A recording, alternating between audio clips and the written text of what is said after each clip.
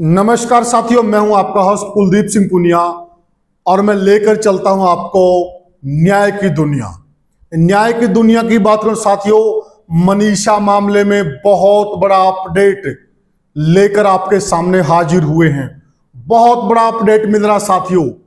जिस कॉलेज प्रबंधन के बारे में बार बार ये जिक्र हो रहा था कि कॉलेज प्रबंधन सामने क्यों नहीं आ रहा है, कॉलेज वाले क्यों नहीं बोल रहे हैं, कॉलेज किसका है, कॉलेज के अंदर कौन कौन पार्टनर हैं, क्या कॉलेज के अंदर किसी नेता की हिस्सेदारी है, कॉलेज वाले अपनी बात क्यों नहीं रखते हैं, कॉलेज वाले जांच में शामिल क्यों नहीं होते हैं, कॉलेज की सीसीटीवी फुटेज और डीवीआर किसके पास है, कॉलेज की सीसीटीवी फुटेज क्यों नहीं जारी की जा रही है। अनेक सवाल थे, अनेक लोगों के सवाल थे और बार बार ये सवाल उठ रहे थे और प्रशासन भी इस तरह की जांचों में लगा हुआ था। और जो लड़की के परिजन हैं उनका ये भी कहना था, वो नाराज भी नजर आए थे कॉलेज प्रबंधन की तरफ से। उनका ये कहना था कि हम शाम को गए कॉलेज के अंदर और वहां हमने रिक्वेस्ट की कि आप हमें सीसीटीवी फुटेज दिखा दो। कॉलेज का कहना कि वो आए थे 8 बजे, उनके साथ पुलिस भी थी। हमने उनको कहा कि स्टाफ चला गया है, सुबह आपको दिखा देंगे। सारी बातें करेंगे सिलसिलेवार साथियों। आखिर ये कॉलेज है किसका, कौन लोग हैं कॉलेज वाले और कॉलेज की इस मामले में क्या भूमिका है, सारी बातों पर से पर्दा हटाएंगे जो चीजें हमारे सामने आई हैं साथियों। और हम भी इस खोजबीन में लगे हुए थे, वे कॉलेज का पता तो चले कि कॉलेज आखिर किसका है और कॉलेज की क्या भूमिका है।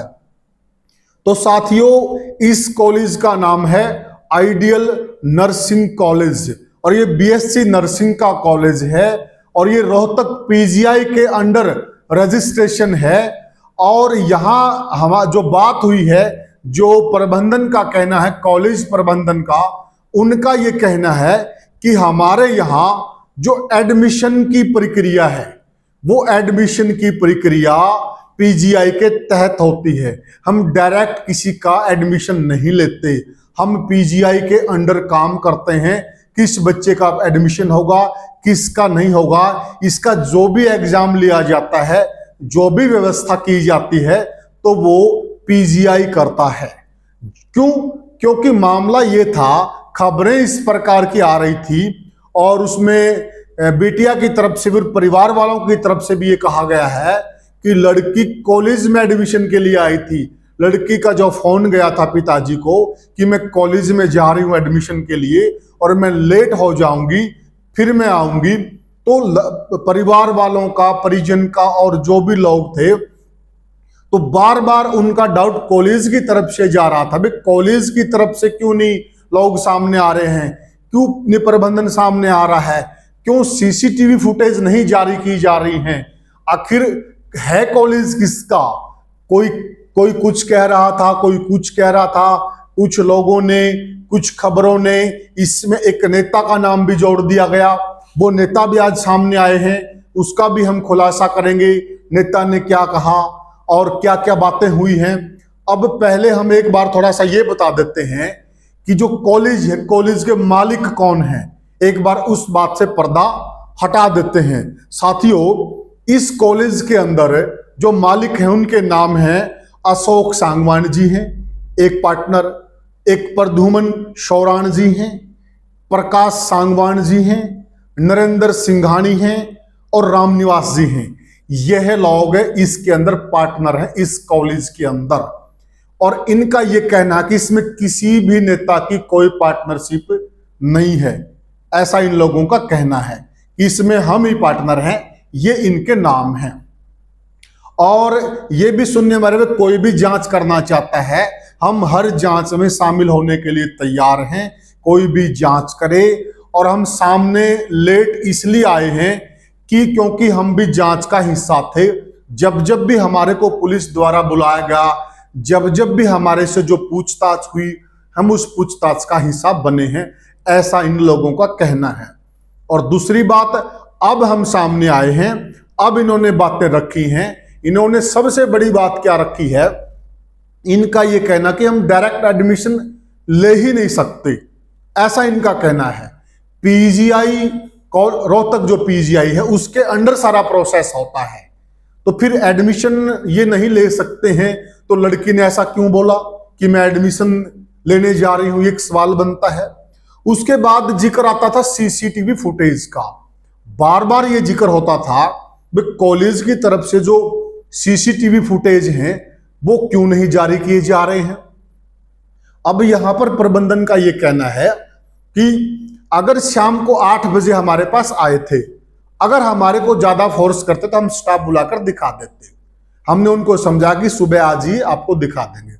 इनका यह कहना कि परिजन भी और पुलिस वाले भी मानकर चले गए थे, ठीक है सुबह आ जाएंगे। उसके बाद इनका यह कहना है कि अभी जो हमारी सीसीटीवी फुटेज हैं, डीवीआर हैं, वो पुलिस के पास हैं, प्रशासन के पास हैं, ऐसा इन लोगों का कहना है। ये मामला क्लियर हो गया। अब सीसीटीवी फुटेज की टाइमिंग का जिक्र होता है। इन लोगों का कहना कि 1 बजे हमारा कॉलेज बंद हो जाता है, छुट्टी हो जाती है 1 बजे कॉलेज। और थोड़ा सा मैं यहां भी आपको जिक्र कर दूं, जो मनीषा जिस बस में जाती थी वो इस कॉलेज की बस थी, और मनीषा जिस स्कूल में पढ़ाती थी वो स्कूल करीब करीब 2 किलोमीटर दूर है कॉलेज से। स्कूल की बस उस गांव में नहीं जाती है, इसलिए मनीषा कॉलेज की बस में जाती थी, ऐसा भी प्रबंधन ने बताया है। अब टाइमिंग की बात है, 1 बजे ये कहते हैं कि कॉलेज बंद हो जाता है, और 1:55 पर सीसीटीवी कैमरों में उनकी फुटेज कैद है जो जारी हुई है, जिनका जिक्र हो रहा बार बार। ये कह रही कि 1 बजे हमारा तो कॉलेज ही बंद हो गया था, उसके बाद भी कोई मतलब एडमिशन तो हम लेते ही नहीं डायरेक्ट, और वैसे भी 1 बजे छुट्टी हो गई थी तो उसके बाद कोई तुक नहीं बनता, ऐसा इन लोगों का कहना है। इन लोगों ने एक जानकारी और दी है कि जो स्टाफ है वो 2-3 बजे तक रहता है, ऐसा इन लोगों ने बताया है। संख्या बताई गई है लड़कियों की कॉलेज के अंदर 150 से 200, और जो लड़कियां वहां हॉस्टल में रहती हैं, गर्ल्स हॉस्टल है, वहां इनका कहना कि 20-30 लड़कियां कॉलेज के अंदर रहती हैं, ऐसा इन लोगों का कहना है। और ये अब भी ये कह रहे हैं कि हमारी आप किसी भी प्रकार की जांच करवाइए, हम जांच के लिए तैयार हैं, हर जांच में शामिल होंगे, अब भी हो रहे हैं, ऐसा प्रशासन का कहना है, कॉलेज प्रशासन का। और अब बड़ा सवाल क्या पैदा होता है कि आखिर 1 बजे जब कॉलेज बंद हो जाता है तो फिर, और एडमिशन भी ये कह रहे हैं कि यहां नहीं होता है, तो यहां बात थोड़ी सी घूम गई है बात। ये सोचने का विषय है और जांच का विषय है, जांच चल भी रही है। इस बात के लिए उन्होंने साफ साफ मना कर दिया कि किसी नेता की कोई हिस्सेदारी नहीं। अब आते हैं नेता वाली बात पर। कुछ लोग जेपी दलाल का नाम ले रहे थे, जो पूर्व मंत्री हैं, बीजेपी के कद्दावर नेता हैं, वो भी कैमरों के सामने आ जाए। उन्होंने कहा कि किसी भी कॉलेज में मेरी कोई पार्टनरशिप नहीं है, जो ये कॉलेज है इसमें मेरी कोई पार्टनरशिप नहीं है, आप जांच करा लीजिए। उन्होंने सोशल मीडिया और जो मीडिया ने उनका नाम कहा, जहां भी मेरा नाम उछला है वो लोग भी आकर जांच कर लें। आरटीआई के माध्यम से भी जानकारी मांगी जा सकती है कि देखिए कौन कौन पार्टनर है, दीजिए, आरटीआई के माध्यम से ले सकते हैं। कोई भी जांच करे, उनका कहना कि कोई भी जांच करे, मेरा कॉलेज से कोई लेना देना नहीं है, ना मेरे भाई का ना मेरे रिश्तेदारों का, ऐसा मंत्री जी का कहना है। और मंत्री जी ने यह भी कहा है कि जिन जिन सोशल मीडिया पे चैनलों पे या अन्य चैनलों पे या कोई बड़ा मीडिया, राष्ट्रीय मीडिया भी है, अगर मेरा नाम लिया गया है तो उस चीज को साफ किया जाए, मेरा नाम क्यों आया। अब कॉलेज प्रशासन का भी एक कहना है, उनसे पूछा गया कि फिर आपका नाम क्यों आया जब आपका कोई लेना देना ही नहीं है, तो उनका कहना कि राजस्थान में हमारा कोई कंपटीटर संस्थान है, उसने यह दुष्प्रचार किया। शुरू में जो खबर प्लांट हुई, उनका ऐसा कहना है कि वहां से एक खबर प्लांट हुई और फिर ये खबर फैल गई और फिर लोगों के मन में ये बात घुस गई, एक शक पैदा हो गया लोगों का, और उसके बाद फिर ये एक मुहिम चल पड़ी। बार बार कॉलेज का नाम आ रहा था, बहुत सारे लोगों ने कॉलेज का नाम लिया है, ऐसा इन लोगों का कहना है। अब सारा मामला सीबीआई के हवाले कर दिया गया है, अब जांच सीबीआई करेगी, ऐसा कॉलेज प्रशासन का भी कहना है। और जेपी दलाल का भी कहना है कि अब सीबीआई इस मामले में दूध का दूध पानी का पानी करे, पूरी जांच करे और हम जांच में सहयोग करेंगे। बिल्कुल क्लियर होना चाहिए। प्रबंधन का यह भी कहना कि हमारा भी नाम खराब हुआ, हमारी भी रेपुटेशन खराब हुई है। मंत्री जी का भी कहना कि मेरा भी नाम खराब हुआ, मेरी भी रेपुटेशन खराब हुई है, कहीं ना कहीं मेरी मान हानि हुई है, ऐसा इन लोगों का कहना है। इसलिए ये कह रहे कि हम भी चाहते हैं कि बिल्कुल तह तक जांच हो और बिल्कुल दूध का दूध पानी का पानी हो। अगर नेता लोग भी चाहते हैं, सभी चाहते हैं, कल आपने बयान देखा होगा जो मौजूदा मुख्यमंत्री हैं वो भी कह रहे हैं कि हम भी चाहते हैं कि जांच हो और दोषी को कोई बख्शेंगे नहीं। उसके बाद पूर्व मुख्यमंत्री, फिलहाल जो केंद्रीय मंत्री हैं मनोहर लाल खट्टर जी, उन्होंने तो कई सारी बातें कह दी।